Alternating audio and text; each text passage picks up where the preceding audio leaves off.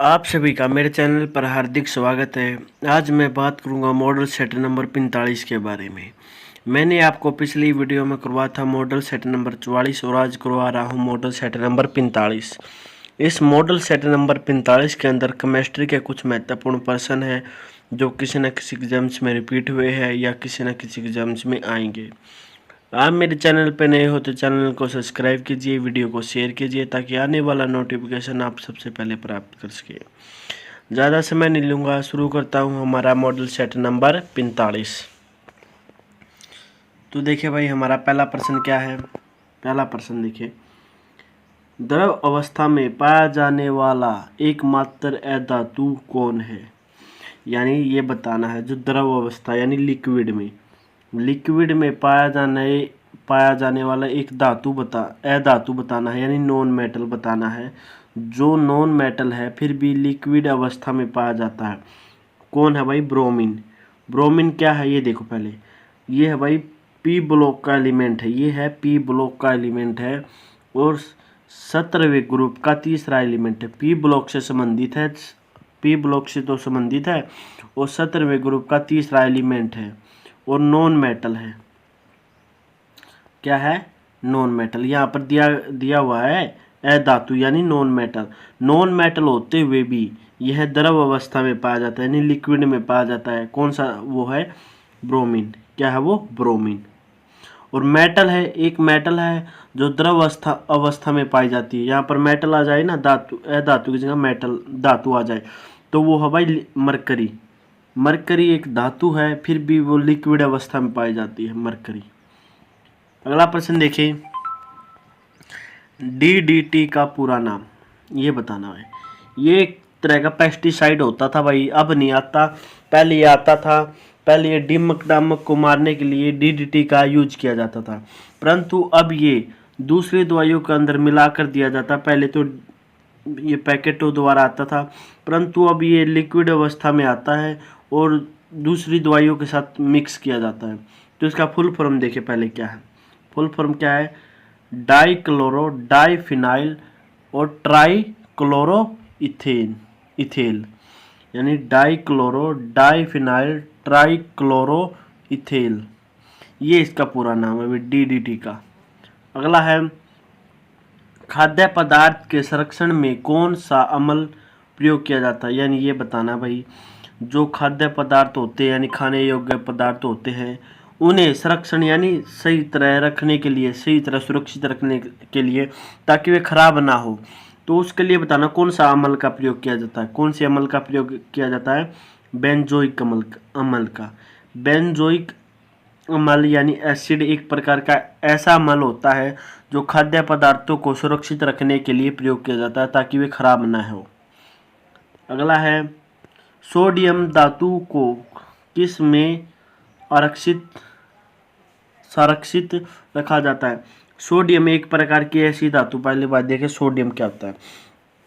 Sodium धातु एक ऐसी प्रकार की धातु होती है जो भाई एयर के कांटेक्ट में यानी हवा के कांटेक्ट में आते ही जलना शुरू कर देती है। हवा के कांटेक्ट में आते ही ये बर्न यानी जलना शुरू हो जाती है। तो इसे ये ना जले, हवा में कांटेक्ट में ना आए, तो इसलिए किसके अंदर रखा जाता है भाई? मिट्टी के तेल में। मिट्टी के तेल में सोडियम को रखा जाता है ताकि वे एयर के कांटेक्ट में ना आए, हवा के कांटेक्ट में ना आए और वो जलना शुरू न हो जाए, इसलिए सोडियम को मिट्टी के तेल में रखा जाता है। अगला है, आतिशबाजी में हरा रंग किसके कारण उत्पत्ति के कारण होता है। यानी जो हरा रंग है भाई ये बताना है, एक मिनट हटो, जो हरा रंग है ये बताना है आतिशबाजी में हरा रंग किसके उत्पत्ति के कारण होता है। यानी जो हरा रंग है, आपने देखा होगा जब इंडिपेंडेंस डे होता है, रिपब्लिक डे होता है, तो जहाज होती है हमारी ये इंडियन आर्मी की, ये आतिशबाजी करती है। हरा रंग, केसरी रंग, वाइट, ये रंग करती है। तो ये बताना हरा रंग किसके कारण होता है। तो भाई बेरियम के कारण होता है भाई हरा रंग।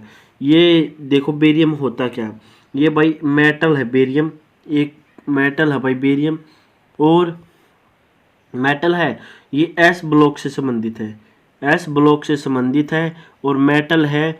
और ये है भाई दूसरे ग्रुप का पहला एलिमेंट है, दूसरे ग्रुप का पहला एलिमेंट है और मेटल है और एस ब्लॉक से संबंधित है। ये 3 बात आप याद रखना। एस ब्लॉक से संबंधित है, दूसरे ग्रुप का पहला एलिमेंट है और मेटल है। क्या है? ब्रोमियम। आतिशबाजी में हरे रंग को उत्पत्ति के कारण किसके कारण होता है? बेरियम के कारण। बेरियम के कारण दिखता भाई हमें ये हरा रंग। अगला है प्रयोगशाला में बनाया गया पहला कार्बनिक पदार्थ। जो प्रयोगशाला है यानी लैब होती है, उसमें बताना है बनाया गया पहला कार्बनिक पदार्थ। एक कार्बनिक पदार्थ बनाया गया है जो पहली बार बनाया गया है, वो भी प्रयोगशाला में। तो कौन सा भाई? यूरिया। यूरिया बनाया गया भाई प्रयोगशाला में पहली बार। कार्बनिक पदार्थ कौन सा बनाया गया भाई? यूरिया। यह आप ध्यान रखना। अगला है सबसे उत्तम कोयला यानी सबसे बेस्ट कोयला। कोयला बताना है जो सबसे अच्छी क्वालिटी का कोयला है वो कौन सा, उसका नाम बताना है। तो क्या भाई? एंथ्रासाइड। क्या है? 1 मिनट हो। क्या है वो? एंथ्रासाइड। एंथ्रासाइड भाई एक प्रकार का कोयला है जिसकी क्वालिटी सबसे बेस्ट है। जो भाई सबसे क्वालिटी है, सबसे बेस्ट किसकी है? उत्तम क्वालिटी का कोयला कौन सा है? एंथ्रासाइड। एंथ्रासाइड भाई सबसे बेस्ट क्वालिटी का कोयला है।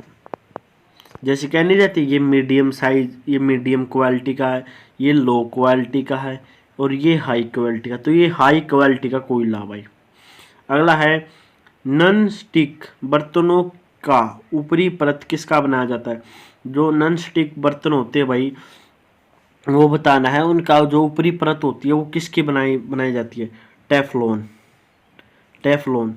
टेफ्लॉन भाई जो नॉन स्टील बर्तन होते हैं ताकि वे खराब ना हो सब्जी बनाने में या और कुछ किचन के जो भी बर्तन होते हैं वो टेफ्लॉन की परत चढ़ाई जाती है उसके ऊपर ताकि वे बर्तन ज़्यादा साल तक चले और ख़राब न हो।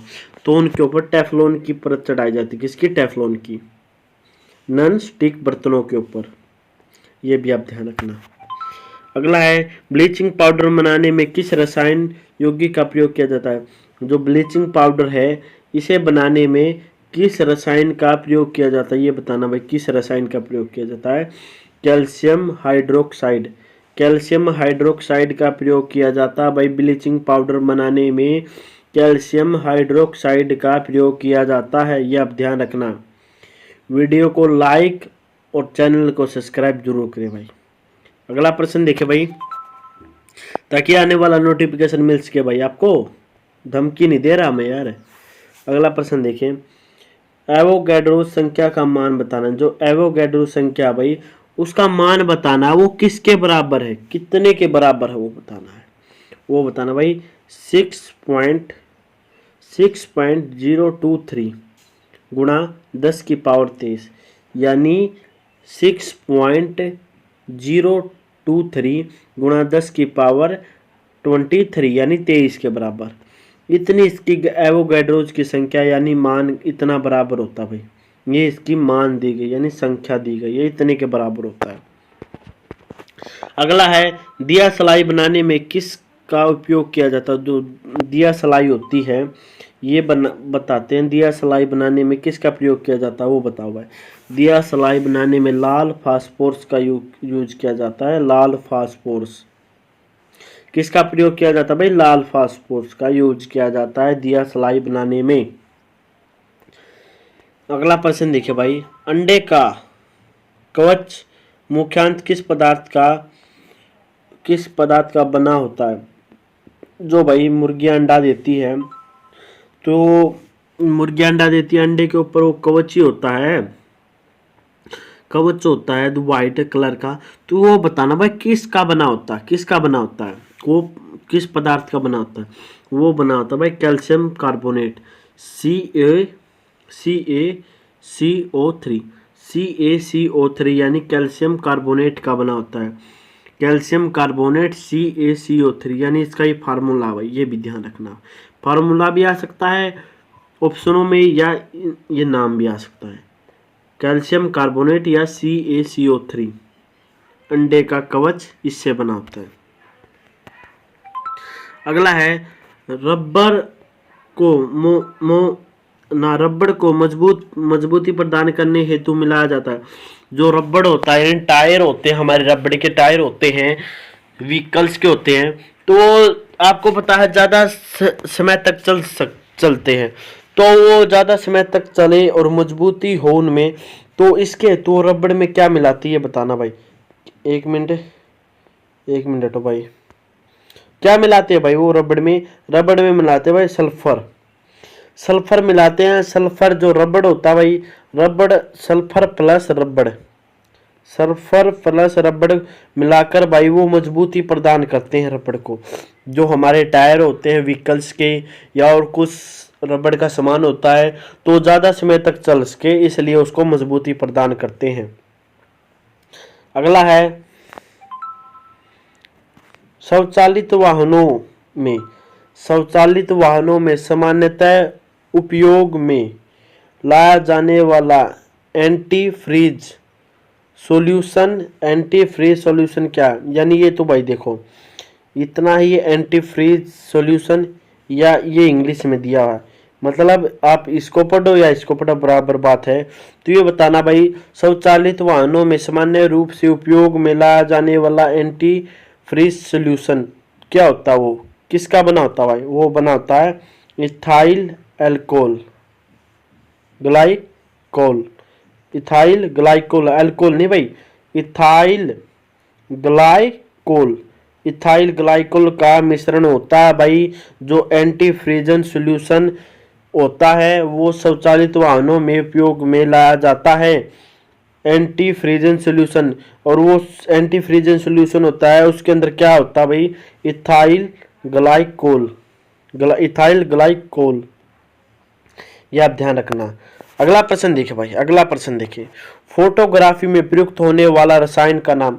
जो आपने देखा होगा, जो फोटो लेते हैं और वो फोटो बना के देते हैं हमें, तो वो किस रसायन का प्रयोग करते हैं भाई, किस रसायन का प्रयोग करते हैं जिससे फोटो बनती है।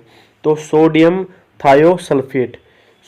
थायोसल्फेट के द्वारा जो फोटोग्राफी होती है, वो फोटोग्राफी के अंदर प्रयोग किया जाता है सोडियम थायोसल्फेट, इससे फोटो बनती है भाई। सोडियम थायोसल्फेट के कारण ही जो फोटोग्राफर है वो हमें फोटो निकाल के देता है, ये आप ध्यान रखना। अगला देखिए भाई, अगले हमारे 2 प्रश्न रह गए। ये 1 माइक्रोन बराबर होता है, 1 माइक्रोन किसके बराबर होता है ये बताओ भाई।